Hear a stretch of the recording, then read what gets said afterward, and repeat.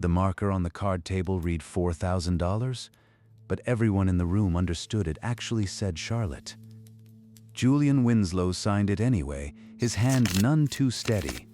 The deed to his family's horse farm already promised twice over in the hour before. Across the felt, Silas Marchmont folded the paper once, precisely the way a man folds something he intends to keep. Marchmont said, "You've wagered the farm your father built and lost it to me twice tonight, Mr. Winslow. I find I'm not entirely sorry." Julian's laugh came out thin and too fast, the laugh of a man still hoping the table would turn if he stayed in his seat long enough. Julian said, "Double or nothing, Marchmont. One more hand."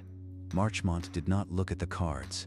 He looked instead at a small portrait pin Julian wore on his lapel, a young woman's face rendered in miniature, and something behind his eyes sharpened with interest that had nothing to do with money.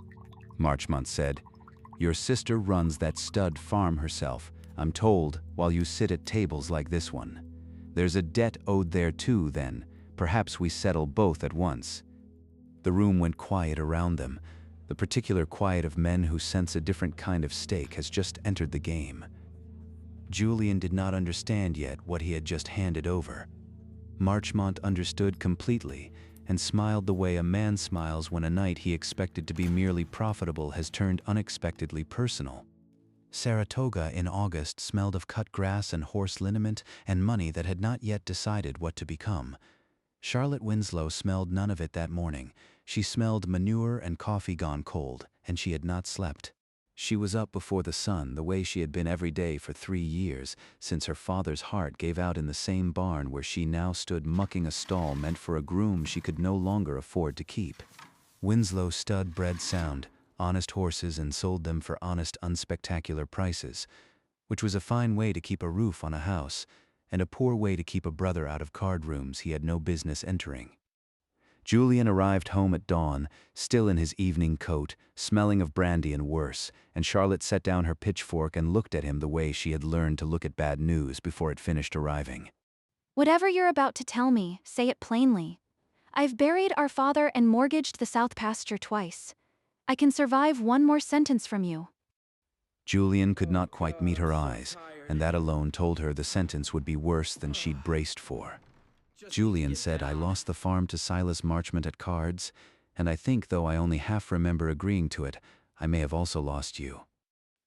For a long moment Charlotte said nothing at all, and the silence had more weight in it than any shout could have carried.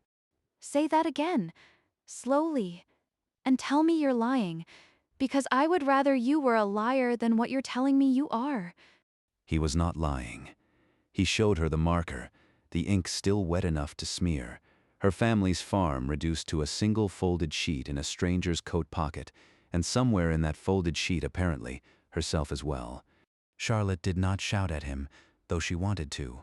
She had done her shouting 3 years earlier, the week their father died, and had come out the other side of it understanding that anger changed nothing Julian hadn't already decided to risk on his own.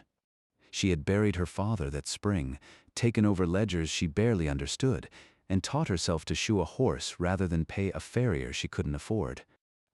She had done all of it while Julian, 4 years her junior and considerably better loved by people who'd never had to manage him, drifted from one card room to the next, certain someone would always catch him if he finally fell. Someone had.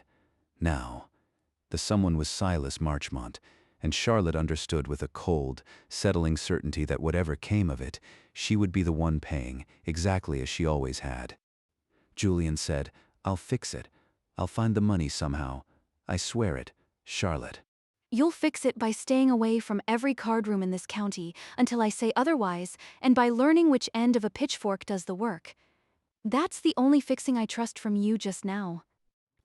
Julian, to his scattered credit, appeared in the barn at an hour he had never once kept in his adult life the following morning, blistered hands and all, saying nothing useful but making himself, for the first time Charlotte could recall, quietly present instead of quietly absent.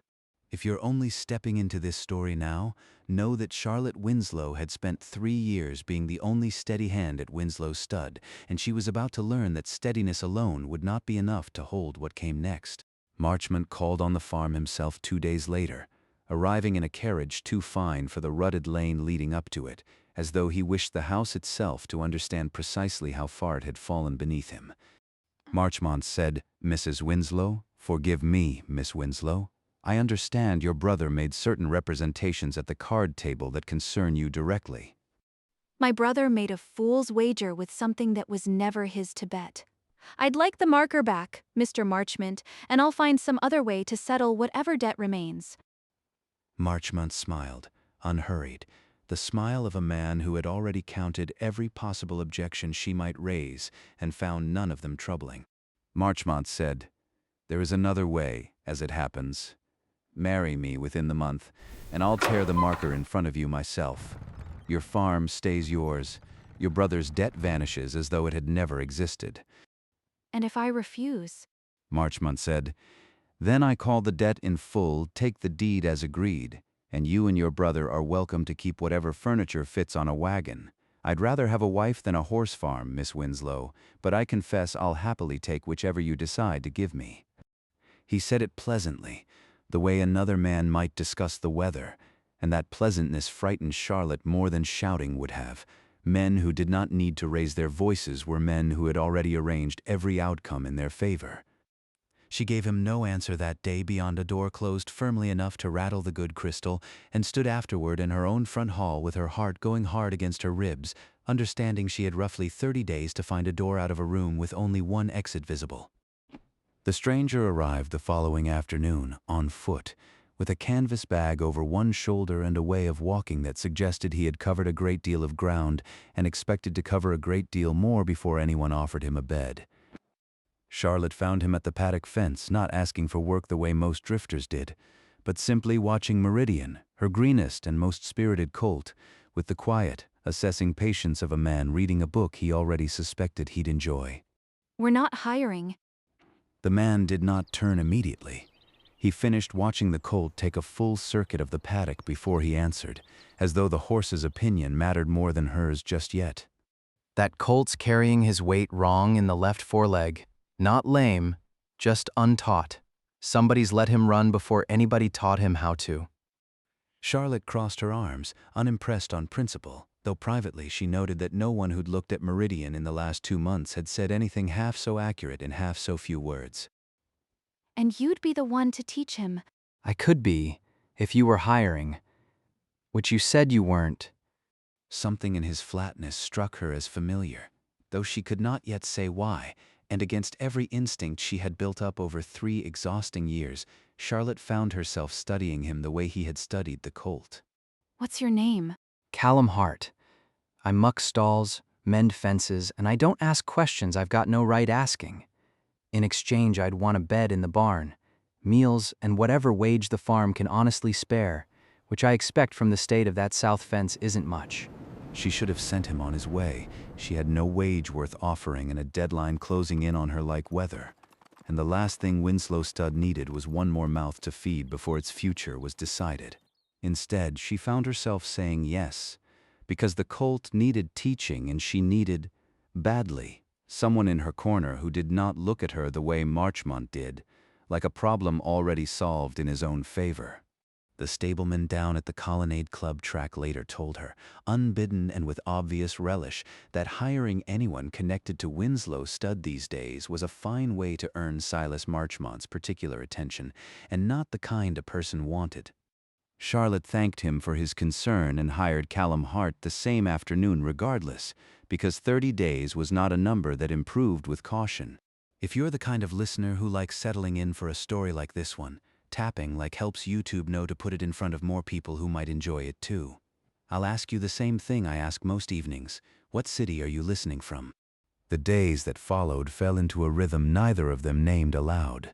Callum rose before Charlotte did, which she had not thought possible, and by the time she reached the barn he had already mucked 2 stalls and set feed for a third. He worked Meridian in the round pen each morning with a patience that bordered on the uncanny, correcting the colt's crooked stride with pressure, so light Charlotte sometimes couldn't see what he'd changed until the horse himself changed under it. She began, without quite deciding to, standing at the rail longer than her chores required, watching a stranger teach her father's last good colt to carry himself like he believed in his own legs. You've done this before. Trained horses for racing. I mean, not farm work. Callum did not answer at once. He ran a hand down Meridian's neck, unhurried, the way he did most things. I've done a great many things before. Most of them I'd rather not name twice in the same week. It was the closest thing to a door she'd seen him open, and she noted, filing it away, that his careful vagueness sat exactly where most men's pride would. One evening old Ezra Boone, who had groomed horses at Winslow stud since before Charlotte could walk, mentioned Marchmont's name over supper with no particular weight behind it, only local gossip about the season's favorite at the Colonnade track. Callum's fork stopped halfway to his mouth, just for a moment, just long enough that Charlotte, watching everyone these days the way a woman watches weather before a storm, caught it. You know that name. Everyone in racing knows that name. Miss Winslow. Marchmont owns half the good stock and most of the track's patience for men who lose to him. It was a true answer and not the whole answer, and Charlotte let it lie for now, though she tucked the moment beside the others she'd started collecting, small stones she meant to build something with eventually. The trouble Marchmont had promised arrived at the Colonnade Club 3 weeks into the 30, at a summer supper Charlotte had not wanted to attend and could not afford to refuse, since half of Saratoga's racing money sat in that room deciding over champagne, whose ruin was worth discussing that season. Marchmont rose during the second course, unhurried, and addressed the table as though continuing a conversation everyone else had somehow missed the beginning of. Marchmont said, "Friends, I find myself in the fortunate position of settling a small family matter this season. Miss Charlotte Winslow has done me the honor of considering my proposal of marriage, and I confess I'd rather not wait the full month I'd originally allowed myself the pleasure of patience." Every eye at the table turned to Charlotte, who had considered no such thing, and who understood in that instant that Marchmont intended to make her refusal cost more with every day she delayed it, simply by saying it had already half happened. I've made no such promise, Mr. Marchmont, and I'd ask you not to speak for me at a supper table as though I weren't sitting at it. Marchmont's smile did not move, though something behind it cooled by several careful degrees. Marchmont said, "Forgive my eagerness. A man grows impatient waiting for a woman to see reason. I'll simply say the offer stands, and the calendar, regrettably, does not slow down to accommodate anyone's reluctance." Whispers followed Charlotte out of that supper the whole length of the room, the particular whispers of a town deciding in real time that her ruin or her rescue would make excellent conversation either way. She rode home in the dark with her jaw set and her mind working faster than the horse beneath her, and by the time the farm's lantern light came into view, an idea had taken shape that frightened her considerably less than marrying Silas Marchmont did. She found Callum still awake in the barn, checking Meridian's near foreleg by lamplight, and she stood in the doorway a long moment before she spoke, gathering the nerve for a decision she suspected he would call reckless. I want to offer Marchmont a wager instead of a wedding.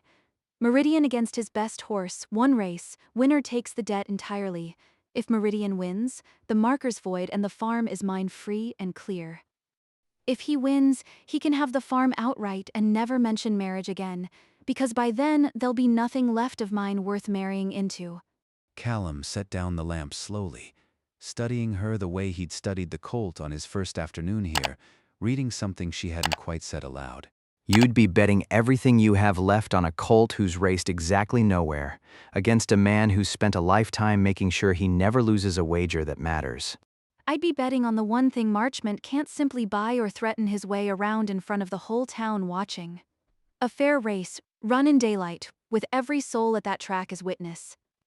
He likes an audience for his victories. Mr. Hart, let's see how he manages one for a genuine contest. Alone in the house that night, Charlotte sat a long while with the wager's full weight finally settling on her, wondering if she had just handed Marchmont the easiest victory of his life dressed up as a fair fight, wondering whether courage and recklessness had ever actually been two different things at all. She did not undo the offer by morning. Whatever came of it, she preferred to lose honestly, in daylight, rather than surrender quietly to a marriage she had never once chosen for herself. Something shifted in Callum's face then, a decision arriving behind his eyes that had clearly been waiting for permission to exist. Then you'll need a rider who can actually beat Ironclad and a trainer who knows exactly how Marchmont's stable runs a race dirty when a fair one isn't going their way. I happen to be both. And I have my own reasons for wanting to see that man lose in front of every backer who ever trusted his word over mine. Charlotte went very still. It was the first time he had said anything that sounded like a reason, rather than a habit of silence, and she understood she had finally asked the question that would make him answer it. What did Marchmont ever do to you? Close your eyes a moment and go back 4 years with him to a stable outside Saratoga that no longer bears his name on any ledger. Callum Hart had been the finest young trainer at the Ashgrove stable, the kind of rider owners fought quietly over, and the stable's owner, a man named Dutton Ashgrove, had built half his fortune on Callum's steady hands and steadier judgment. Silas Marchmont had been, in those years, merely a rising partner in Ashgrove's stable, hungry for a faster fortune than honest racing tended to provide. Marchmont said, "There's a great deal of money riding against Ashgrove's colt this Saturday. Hart, a man who happened to pull up half a length too early, would find himself considerably richer by Monday." You're asking me to lose a race on purpose for money that isn't even mine to take. Marchmont said, "I'm asking you to be sensible about which fortune you're protecting, Ashgrove's or your own." I'll ride that colt the way he's meant to be ridden, Marchmont, and you can take your sensible fortune and find another jockey fool enough to throw a race for it. Callum won that race clean, by a length and a half. Within a month he found himself blamed instead for a different horse's injury he had never gone near, a lie Marchmont had planted quietly enough that no one thought to trace it back to the man who'd actually stood to profit from Callum's ruin. Dutton Ashgrove, trusting his newer partner over the jockey who'd made him rich, dismissed Callum without a hearing, and word traveled through every stable worth working for that Callum Hart could not be trusted near a horse that mattered. Marchmont bought out Ashgrove's stable entirely within the year, folding it quietly into his own growing empire, and never once had to answer for what his sensible fortune had actually cost the one honest man who'd refused to help build it. Callum had tried, in the furious months after his dismissal, to make his case to anyone who'd hear it, riding from stable to stable with nothing but the truth. Each time, he found that a rich man's quiet word had already arrived ahead of him, traveling considerably faster than any honest man on foot ever could. Callum finished the telling with his eyes on Meridian rather than on Charlotte, as though the horse's steady breathing were easier to face than what he'd just handed over. I've spent 4 years mucking stalls for strangers because Marchmont needed a villain who wasn't himself, and I happened to be standing close enough to fit the part. I'd like, just once, to beat that man honestly, in front of every backer who believed his version instead of mine. Then we'll give you the chance to. Together, this time, not a race you run for someone else's fortune, but one you run for your own. Something in Callum's shoulders loosened at that word. Together, as though it were a weight he hadn't realized he'd been braced to carry alone. Marchmont received Charlotte's proposal 3 days later with open delight, unable to resist the shape of it, a public wager being precisely the kind of theater he most enjoyed staging in his own favor. Marchmont said, "A race, Miss Winslow? How refreshingly direct of you. Ironclad hasn't lost at that distance in 3 seasons, but I'll admit the notion of winning you outright in front of the whole of Saratoga has its own particular charm." Marchmont said, "I accept on one condition. If Ironclad wins, the farm is mine that same evening, deed signed before witnesses, and you'll marry me within the week rather than the month I'd originally offered." Agreed. And if Meridian wins, you'll tear the marker in front of the same witnesses, and you'll never speak my name in the same breath as marriage again.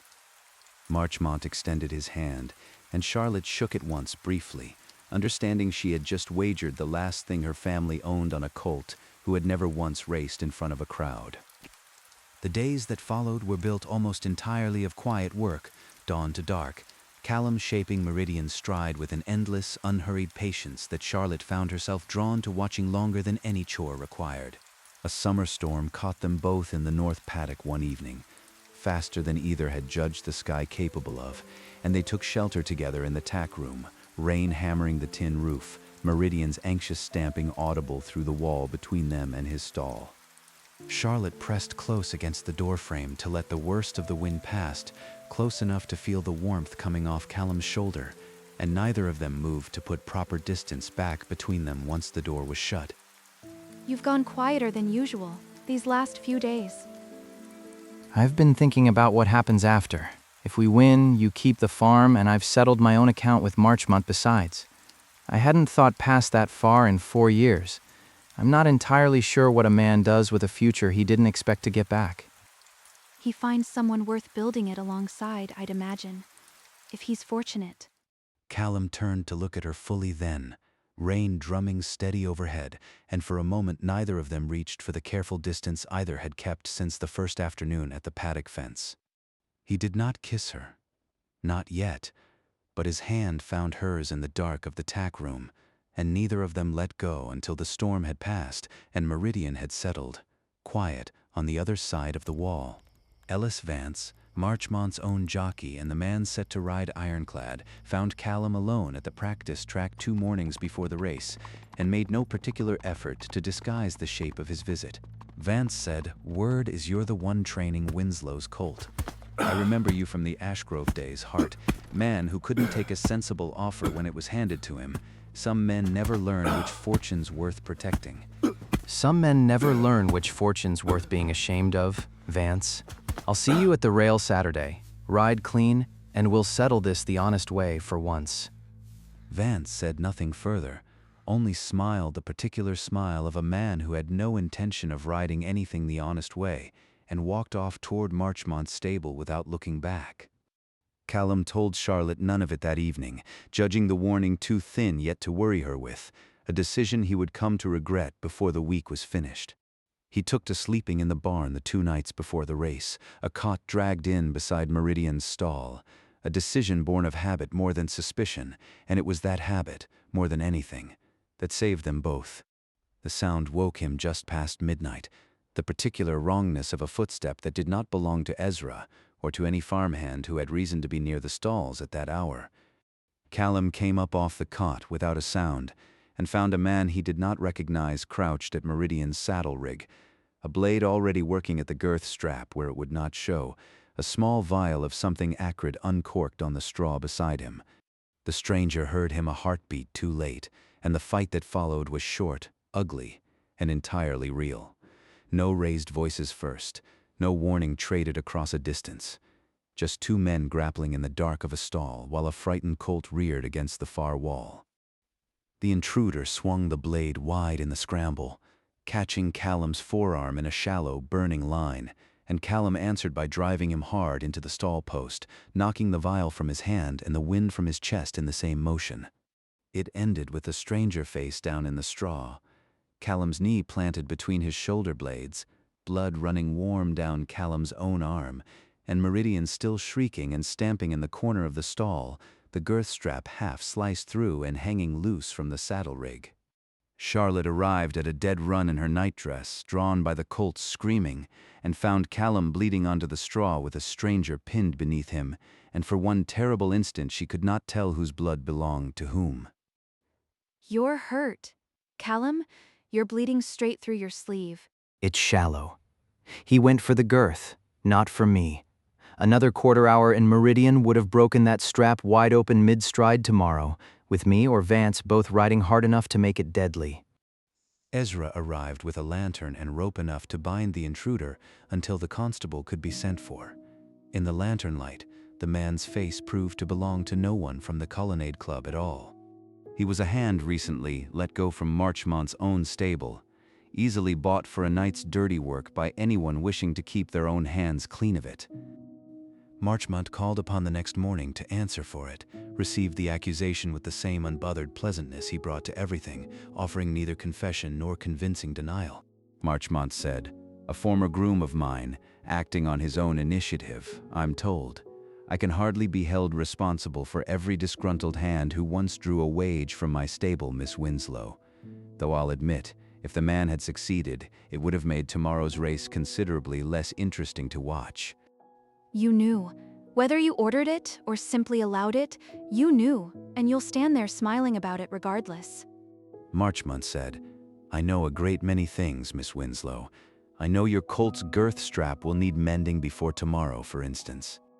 Marchmont said, "And I know the race proceeds regardless, since I'd rather win it honestly in front of witnesses than have it said afterward that I needed help. Shall we say noon, at the usual distance?" He left without another word, and Charlotte stood in the yard shaking with a fury that had nowhere useful to spend itself, while behind her, Callum wound a fresh bandage tight around his own forearm with hands that had not quite stopped trembling. She sat with him afterward on the tack room step, cleaning the wound properly this time, her fingers careful and slow against skin gone tight with drying blood, and neither of them spoke for a long while. I could call the whole wager off.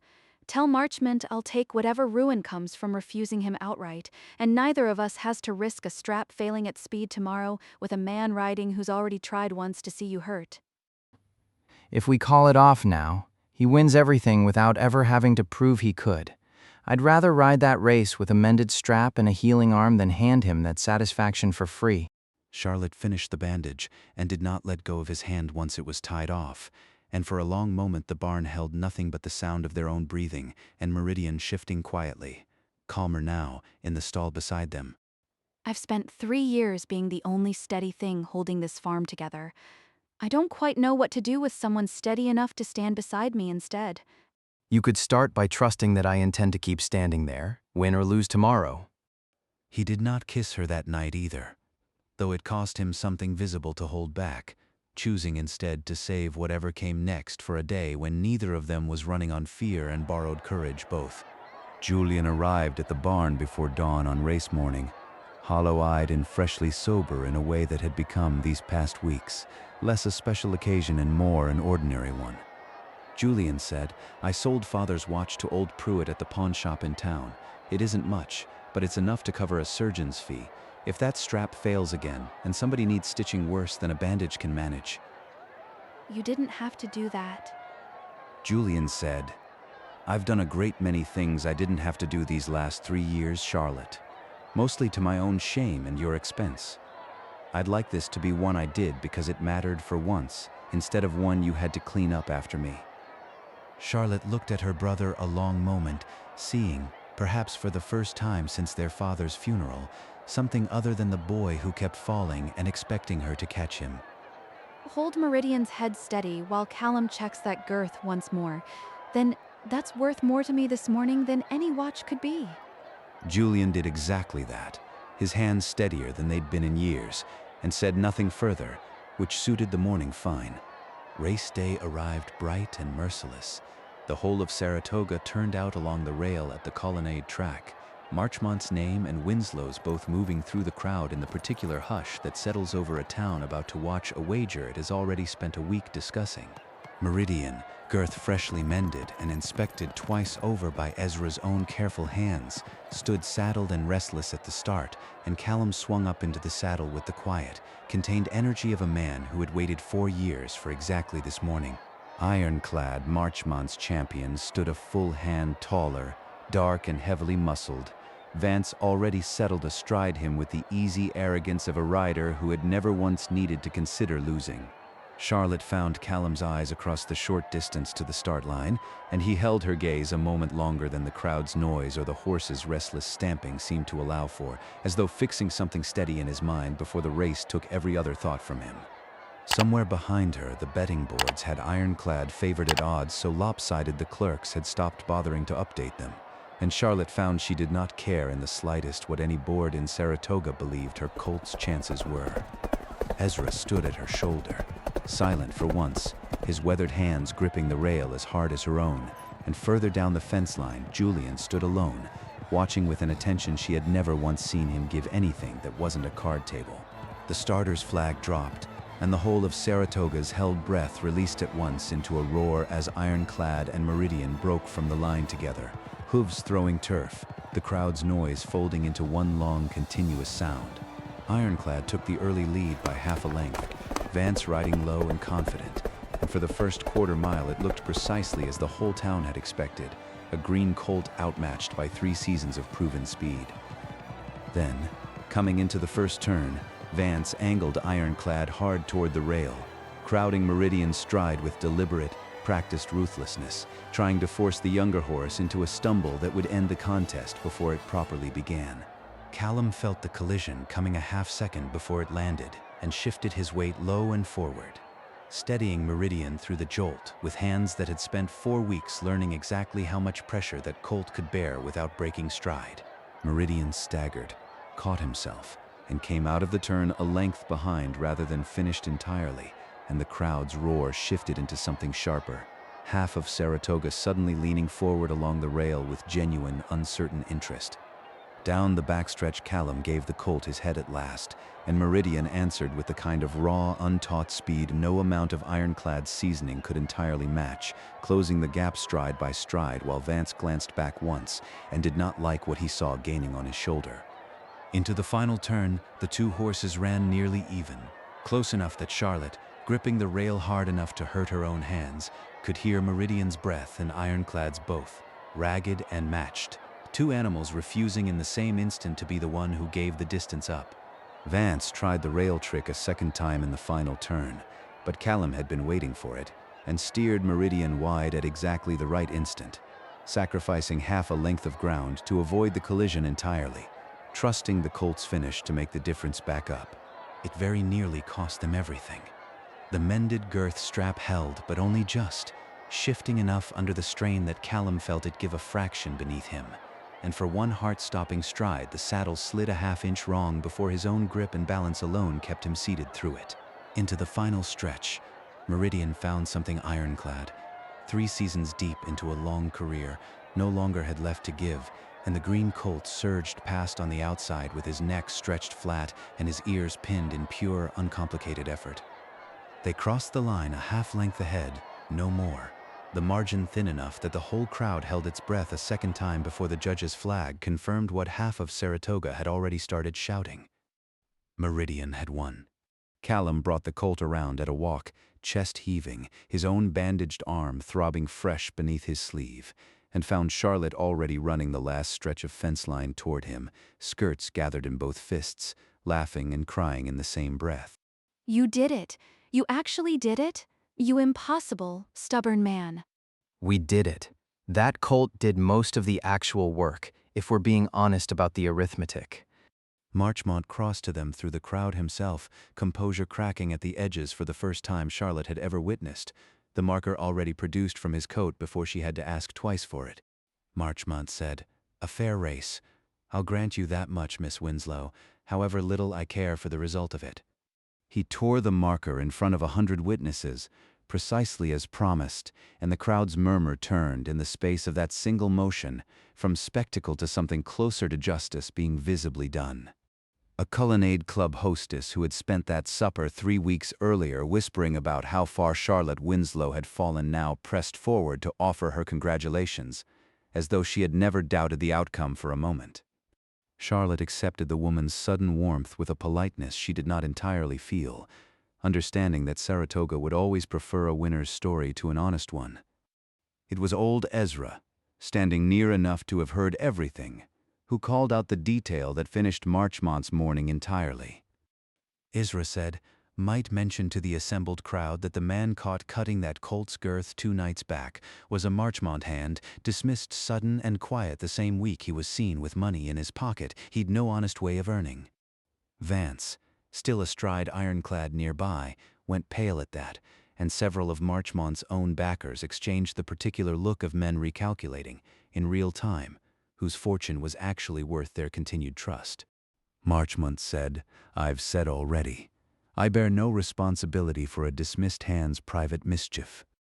Nobody in the crowd looked especially convinced, and Marchmont, sensing the shape of the morning had shifted permanently against him, gathered what remained of his composure and withdrew toward his own carriage without another word, several of his most valued backers notably declining to accompany him. The Colonnade Club would spend the rest of that racing season quietly reconsidering how much of its money it wished to keep tied to Silas Marchmont's name, a reckoning entirely of his own making, and no fault whatsoever of the colt who had simply run an honest race and won it. Word of Callum's ride traveled fast through a racing world always hungry for a good story, and within the week 2 rival stables sent men to Winslow stud with offers considerably grander than muckwork and a cot in the barn. Dutton Ashgrove himself, older now and visibly regretful, arrived in person to offer Callum his old position back, doubled in wage, with a public retraction of the blame he'd once accepted too easily from a partner he no longer trusted. Ashgrove said, "I was wrong about you 4 years ago, Hart, and every season since has cost me knowing it. Come back and name your terms. I'd consider it an honor." Callum stood a long moment with the offer in front of him. Everything he'd lost 4 years ago finally within reach again, exactly as he'd once hoped it might be, before he had a farm and a green colt and a woman who trusted him before she had any proof at all. I'm grateful, truly. But I've found the fortune I'd rather keep protecting, and it isn't sitting in your stable, Mr. Ashgrove. It's standing right here, on ground I've come to think of as mine to keep working, if she'll still have me. He said it looking at Charlotte, not at Ashgrove, and the old man had the good grace to nod once, understanding, and let the offer stand unspoken and unpressed between them. Charlotte crossed the yard to where Callum stood, the torn halves of Marchmont's old marker still folded in her apron pocket, a strange keepsake she had not yet decided to throw away. You gave up quite a fortune just now, for a farm that still can't properly afford to pay you. I gave up a fortune I chased for the wrong reasons once already. I'd rather build a smaller one, honestly, alongside someone who bet on me before I'd given her a single reason to. He reached for her hand then, the same hand that had steadied hers through a bandage and a storm both, and this time neither of them let the moment pass unfinished. He kissed her there in the yard, in plain daylight, in front of Ezra and the colt and half the farm besides, unhurried, like a man who intended to keep choosing that same ground every morning for the rest of his life. They were married that autumn, in the same paddock where Meridian had first taught a green stride to a patient stranger, and Ezra kept, for the rest of his days, a small brass horseshoe from that colt's first race, nailed above the barn door where anyone entering could see it. Winslow stud never grew into Marchmont's kind of fortune, and neither of them ever wished it had. It grew instead into the kind of place people trusted to sell them an honest horse, which turned out, in the end, to be worth considerably more. Julian stayed on at the farm long after the debt was settled, trading card rooms for calloused hands and eventually a genuine patience for the account books he'd once refused to learn. He paid back what he owed his sister in years of steady work rather than dollars, which turned out to be the only currency that had ever truly mattered between them. There's a particular kind of courage in staking everything you have left on one true thing, when every sensible voice around you is offering an easier, smaller surrender instead. Most of us have held a marker like that one at some point. Some bet we made on a person before we had any proof they were worth the risk, wondering afterward whether we'd been brave or simply foolish. If you've ever put everything you had left on the line for someone, and found out afterward they were worth every bit of it, I'd like to hear that story in the comments. Some wagers turn out to be the only sensible thing a person ever did.